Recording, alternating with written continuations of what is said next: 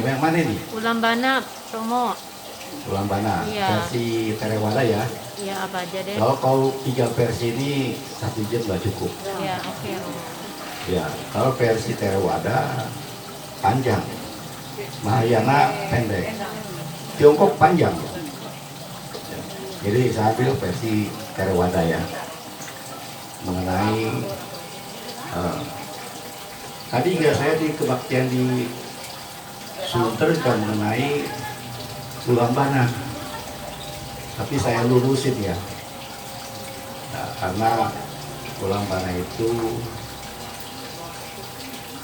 sekarang orang versi Tiongkok ya, yang biasa orang itu bakar kertas, bakar koper-koperan. Terus ada yang orang bertanya nih, nyampe gak tuh Romo? Bakar baju-bajuan, bakar duit-duitan. Nah ini orang, saya cerita sedikit ya, jadi supaya lebih ada ceritanya. Orang Singapura ini bertanya, orang Indonesia ini bertanya kepada saya di Cimdean, kepada ada perusahaan jasa, Romo, adanya orang Singapura nih, orang Indonesia ke Singapura diundang. Nah di situ orang Singapura itu adakan cengbei. Nah, terus ditanya nih, waktu bakar kertas koper-koperan di kuburannya Singapura itu ya, lu bakar koper-koperan dan baju-baju itu nyampe gak ke almarhum papa gitu. Nah di orang Singapura kan gitu, udah 2 tahun saya mau bakar koper-koperan ini gak terkabul. Nah sekarang saya beli koper-koperan, saya bakar di kuburan. Terus dia bilang, yang beli koper saya, yang bayar saya, tapi saya bahagia gitu. Nah disitulah letaknya. Seseorang itu kalau melakukan segala sesuatu harus dengan ikhlas dan rasa bahagia. Soal nyampe atau enggak nomor 2. Ini ada di Pulau Suta, ada. Nah, terus ada juga yang bertanya lagi nih, kalau di Kleteng itu bakar lilin yang segede orang, nyampe gak gitu.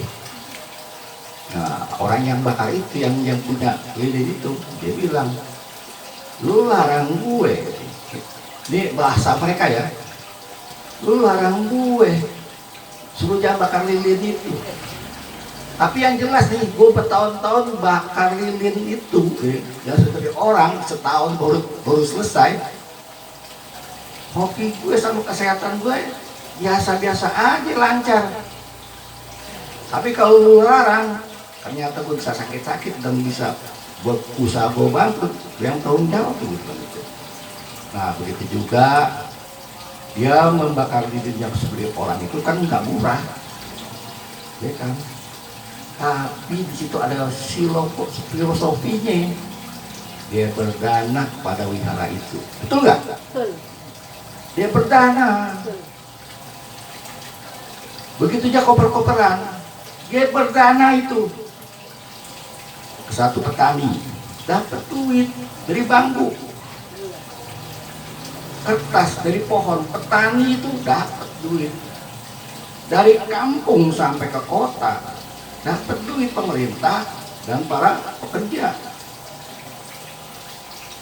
Nah dari kerja sampai ke kota itu dibikinlah pengrajin, dapat duit. Toko dapat duit, semuanya dapat duit. Artinya apa? Mereka dengan ikhlas berdana. Tapi berpikir kan berbeda-beda. Benar gak? Orang kan berdana itu kan berbeda-beda. Ada yang berdana duit setengah ikhlas, ngomel aja. Sama orang yang berdana uang pas-pasan, Dia ikhlas. Bagusan yang mana coba? Bagusan yang pas Ya,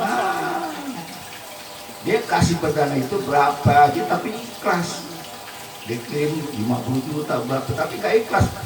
Itu ya hebat dari dana saya. Nah itu mau karena itu ada di keng yaitu pertobatan ada itu. Saya sedikit melencengnya. Raja Kaisar Ulyang Chanti gitu di Tiongkok. Dia bertemu dengan biku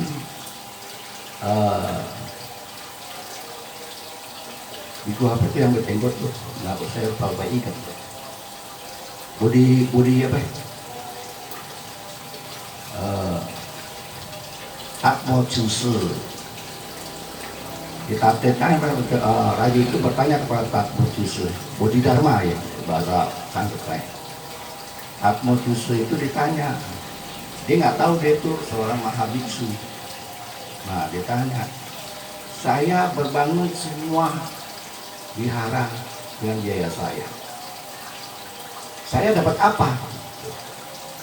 Nah Takmo Cusu bilang kayak, lu nggak dapat apa-apa. Marah kan? Diusir.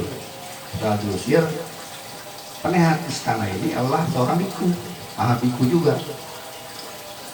Wah, dia dengan bangga, wah bisa ngusir itu orang gini-gini. Ditanya, ciri-cirinya yang diusir itu siapa? Disebut jadi gini-gini. Itu Mahabiku, Takmo Cusu. Kamu selama hidup ini tidak akan ketemu Buddha Dharma oleh Takmo Cusu. Nah, disuruh carilah para murid itu, prajurit itu menemukan Takmo Cusu, tetapi tidak ketemu. Nah, di situ dia bikinlah pertobatan yang biasa kita baca, Cangkui. Nah, itu. Nah, dari kita itu ya, jadi seseorang yang mau berdana ya berbentuk apapun malah untuk wihara, untuk orang sakit dan sebagainya, itu harus ikhlas dan bahagia. Apakah tidak? Apakah kita yang kita dapatkan? Ada. Yang kita dapat itu rasa senang, ya rasa senang, nggak rasa nyesal. Itu yang kita dapatkan. Orang rasa senang itu sehat badan. Nah begitu juga mengenai Tirokuda Sutta ini, kalau dulunya saya cerita asal mulanya ya. Asal mulai. Kenapa Tirokuda Sutta itu muncul yang membebaskan para peta, itu hantu itu dari mana? Kenapa harus Raja Bibisara yang membebaskan dia dari alam peta? Pada zaman Buddha Pusa, zaman Buddha Pusa itu Buddha yang sangat lama, yaitu yang Buddha yang ke-20. Lama itu Buddha ke-20 ya. Buddha Pusa ini ya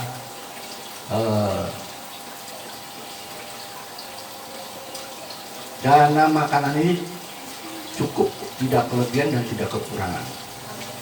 Jadi para bangking itu tubuhnya langsing-langsing ya. Nah jadi ini calon Raja Bibisara ini dia sebagai bendahara membiayai untuk makanan kecukupan kepada biku sana. Cukup tuh makanannya cukup daripada ya ada tenaga semangat gitu ya. Lama biku ini makannya berkurang. Kalau berkurang berarti di dapur itu kelebihan makanan kan. Nah bagian dapur ini ngambilin nih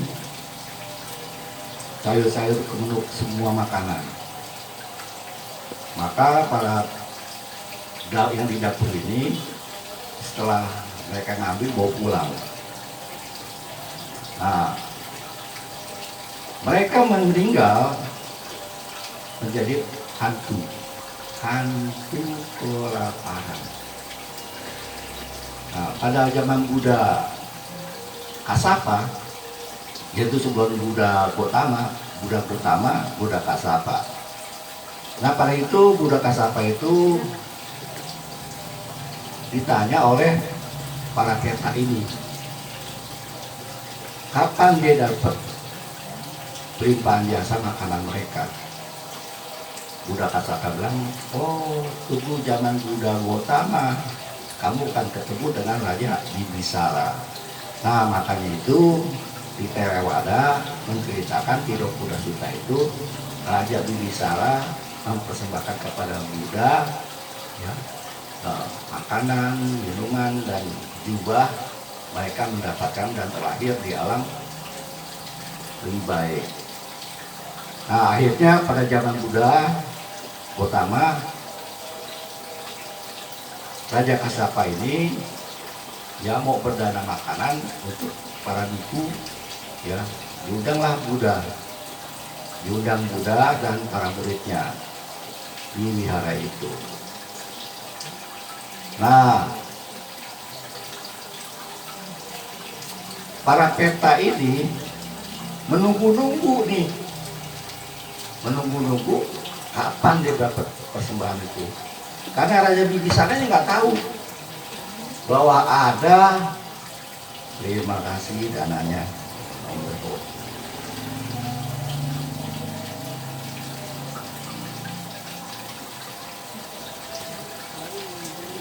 Nah para biku ini kan mendapat dana makanan dari mereka, termasuk Buddha. Tapi Raja Bibisara ini tidak tahu bahwa ini ada pelimpahan jasa kepada Buddha. Seperti kalau kita ulang bana kan ada bante, kita berdana jubah dan sebagainya. Ya.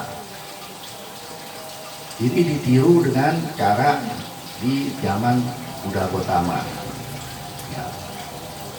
Karena pemberi dana itu tidak ada pelimpahan jasa, malamnya Raja Bibisara diganggu oleh hantu petak.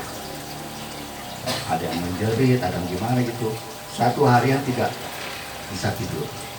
Besokan paginya, ini saya cerita singkat ya, kalau secara mendetail 1 jam nggak cukup. Ya, nah, akhirnya dia bertemu Buddha. Oh gitu. Kamu berdana ke saya dan aku akan melakukan pelimpahan jasa kepada leluhurnya.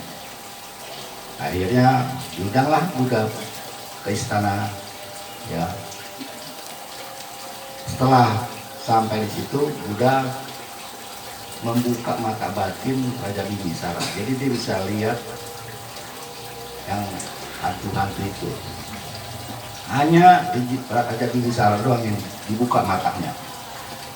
Nah setelah itu dilakukanlah pelimpahan jasa dengan kata-kata, kalau tadi cerita di wihara FS, kita ke wihara jangan minta-minta, ya kan kita nggak tahu caranya gimana, ya kan nggak diajarin cara bagaimana minta. Dibilang minta iya, dibilang doa iya, nah, mau bilang apa itu bahasanya tuh kan susah. Nah dalam pelimpahan jasa itu Raja Bibisara mengutarakan dengan persembahan pertama makanan, air dan jubah ya.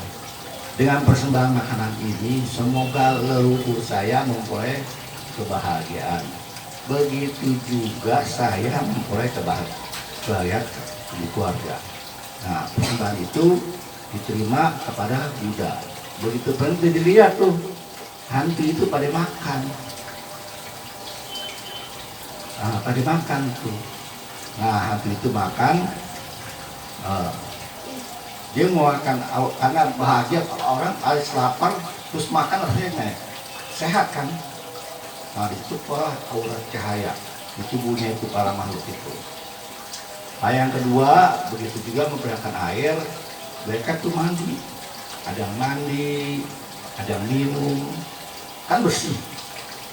Pada saat itu juga bukan cahaya lagi. Ya.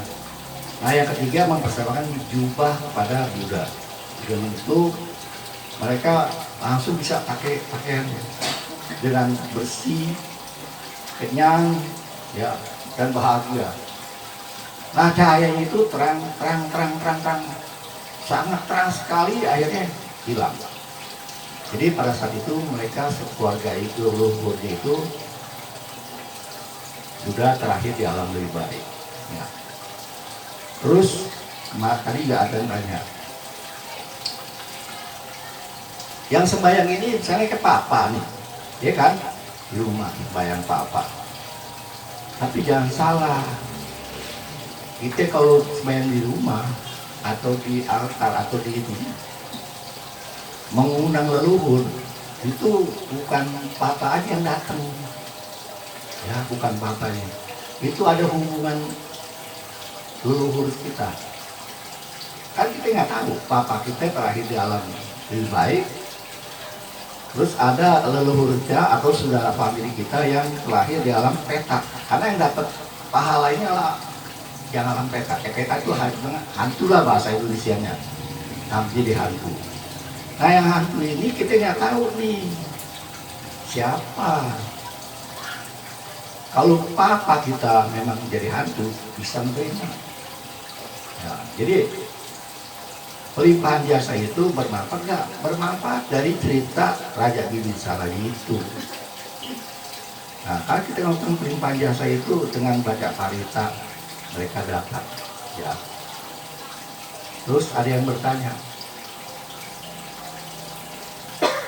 kalau dewa kita persembahkan, misalnya Kuansi, Pusat, Kuangkung dan sebagainya, apakah bisa menerima? Bisa. Apakah ada di kitab suci? Ada. Saya melenceng dikit ya. Pada saat itu seorang Mahabiku Kasapa, ya, didatangi oleh dewa. Didatangi oleh dewa membersihkan dan menyediakan kebutuhan Biku Mahasakasapa. Misalnya bersihin meja dan segala ini ya, bersih. Bajunya disediakan. Nah, Biku Mahasakasapa ini pikirannya, oh ada pembantu pendampingnya dia. Sehari, 2 hari, 3 hari, 4 hari. Biku Mahasakasapa rasa curiga nih. Jadi bukan manusia biasa nih. Begitu ketemu dia bilang, kamu tuh orang dewa, nggak pantas ya persembahkan itu kepada biku. Ya, sama kamu di alam yang menyenangkan. Nah, dewa ini adalah Dewa Saka.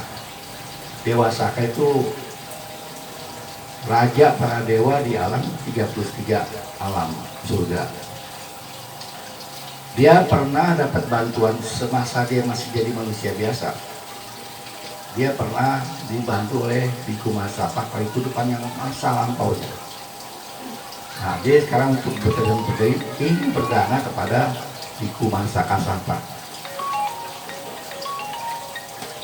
Nah, begitu tahu bahwa dia tidak pantas lagi melakukan suatu dana untuk membersihkan ini, karena tidak tepat. Karena Biku Mahasakasapa itu adalah mau yang orang susah sama sekali yang dibantu, orang yang susah sekali mau dibantu.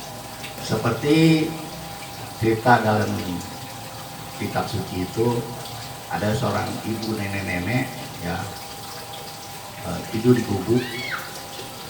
Dia menempat bangunan gubuk itu depan pintu orang kaya. Jadi tiap hari dia tadain got, dapetin beras, ya, nasi. Mahabiku Kasapa itu bermeditasi pada malam hari. Setelah pagi dia mencari seperti sang Buddha ya. Dia mencari siapa yang dia mau tolong. ternyata ibu itu tubuhnya banyak bisul-bisul. Jadi Buddha Biku Mahakasapa ini menghampiri ibu itu yang berbeda itu, minta digana makanan. Nah, Biku Mahakasapa ini akhirnya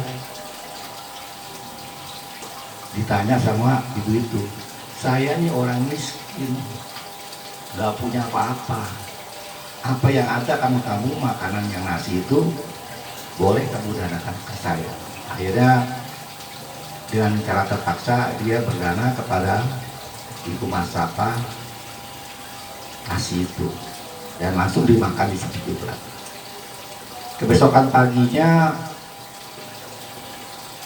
nenek ini meninggal. Ya, nenek ini meninggal dan Biku Mahakasapa mendatangi lagi bahwa begitu Biku Mahakasapa lihat dia terlahir di surga Tawati Bisa. Nah, dalam cerita ini ya berarti seorang dewa aja mau berdana, mendapatkan dana. Jadi apakah seorang bodhisatwa dan para dewa itu apakah bisa dapat dana? Dapat. Dana itu hanya melihat saja, ya, dia cukup merasa kenyang. Misalnya begini, kalau seorang ibu-ibu kan pandai masak ya. Kalau masak menyediakan untuk anak, istri, mantu supaya makannya enak. Begitu merasa makannya enak, ya kita dia merasa kenyang itu. Jadi ibu-ibu ya, udah berasa kenyang itu. Kita merasa makan tuh udah berasa kenyang karena mereka berasa senang. Nah, seperti itulah dewa kalau dipersembahkan makanan dengan itu, karena ketulusan hati, dia udah makan dari rasa bahagianya itu. Jadi persembahan itu ya kepada pertanyaan orang itu bahwa dewa itu juga boleh dipersembahkan karena versinya bukan dicicipin, bukan. Dia hanya melihat seorang anak berbakti kepada orang tua itu cukup senang. Misalnya ada contoh dikit. Kalau lagi konyan ya, seorang anak mempersembahkan minuman kepada mamanya dengan tulus. Ma, silakan minum supaya mama sehat dan bahagia. Dari kata-kata itu dengan tulus itu nggak makan udah kenyang rasanya. Ya, itu masuk ke dalam hati, kadang-kadang bisa mengeluarkan air mata. Nah, seperti itulah seorang dewa mencicipi limpahan jasanya itu. Ya, nah dari cerita ini ya, apa yang melakukan limpahan jasa itu bukan suatu yang mustahil. Ya, saya ada satu contoh. Saya punya rupang pangkung, ya, itu miringi ke barat. Saya lempengin lagi, miring lagi ke barat. Saya lempengin lagi 3 kalinya. Saya tanya istri saya, kamu geser kan di rupang pangkung? Enggak. Dari situ saya tanya orang yang ngerti mengenai Feng Shui. Saya terus terang ya, saya tidak begitu gampang percaya. Masa rupang bisa belok sendiri? Oh, itu pangkung itu hanya mau ngadep ke barat. Jangan sekali-sekali kamu nggak percaya. Kamu tuh dilindungi oleh para dewa. Akhirnya sekarang saya nggak pernah geser lagi, jadi tetap ngadep ke barat sampai 3 kali. Artinya apa? Artinya kita nih tidak tahu. Saya kan bukan bisa melihat ini, nggak bisa. Jadi karena ada aneh begitu, ya saya sedikit percaya. Jadi kalau saya tanya, begitu aja gimana deh? Kalau mau bikin altar sendiri, bikin altar sendiri. Tapi kalau nggak bikin altar sendiri, biarinin aja, dia miring sendiri. Ya udah, satu altar itu dia miring sendiri. Jadi saya kalau mau sembahyang ini ngadep ke barat, ke Buddha, lempeng, ini ke barat. Jadi tiap hari saya begitu, ya. Terus doanya gimana? Ya doanya sih, saya cuma satu sih. Dan cuma minta sehat doang. Ya rukun, damai, dan bahagia, panjang umur, jauhkanlah dari segala mara bahaya. Ini minta itu harta satu, sehat. Ya ada rezeki, bagus. Nah,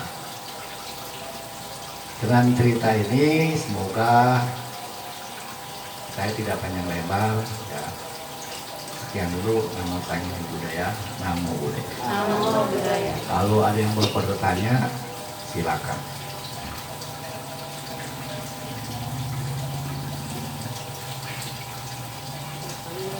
Nih saya deh Romo Ya. nanya. Seperti itu Romo. Namo Buddhaya. Romo, kalau seperti kita mau Yang jelas. kalau seperti kita mau pelimpahan jasa, terus apa leluhur kita itu bisa langsung tahu bahwa kita mau melimpahkan jasa kepada mereka? Apa kita mesti tiamyo dulu? Gitu? Begini, yang saya tahu ya, yang saya tahu, begitu pikiran kita kontak ke orang tua, ya, kalau orang tua itu di alam dewa, ya alam dewa, itu dia bisa. Kok begitu? Saya ambil contoh. Misalnya nih, saya punya anak di Amerika, ya kan? Saya udah kangen sekali mau telepon. Tiba-tiba dia telepon. Jadi saudara, saya gak kangen nih mau telepon. Nah itu seperti begitulah. Kalau di alam dewa, tapi kalau di alam peta itu nggak bisa begitu. Karena ada, kalau istilahnya bahasa Mandarin itu yang loong, ya ada yang loong. Jadi ada perantara. Jadi seorang dewa begitu kita keinginan mau limpah jasa kepada orang tua, ada perantaranya, Jadi seperti itu, ya. Kita mau keinginan itu sedangkan, kita mau nitip sama temen nih. Kalau turun panggil itu anak saya. Nah, yang orang ini panggil itu anak. Seperti begitu, ya. Nah, makanya kadang-kadang kalau saya kan juga mau pelajarin orang Loktum ya. Tapi bukan saya mau Loktum, biasa Loktum bukan. Pengen tahu ajaran Buddha itu ada nggak di situ. Ternyata orang Loktum itu, ya, dia tidak bisa menuju ke almarhum, harus ada perantara. Nah di perantara ini langsung bisa ketemu, kadang-kadang suaranya sama dengan orang tua kita, papa atau mama suaranya. Karena saya ini mau tahu orang-orang Loktum itu, ya, apa nih? Kan ada yang bilang katanya orang Kuanim. Kuanim bohong nih. Kalau Kuanim asli, karena Kuanim itu orang bersih. Dia nggak mungkin, kalau pandangan saya nih, kalau dari Buddhis, Kuanim itu orang bersih, nggak mungkin masuk ke tubuh orang yang tidak cocok. Kuanim itu dia bisa wujud sendiri. Dia mau tolong, dia mau wujudnya dia sendiri, langsung dia mau tolong, tapi berbentuk orang lain. Nah, tapi kalau untuk Loktum, saya bukan ngejelekin ya, tapi menurut agama Buddha itu Allah begitu. Ya, itu kira-kira gitu. Ya, terima kasih Namo Buddhaya. Terima kasih Namo Tanggung Budaya, Namo Namo Buddhaya.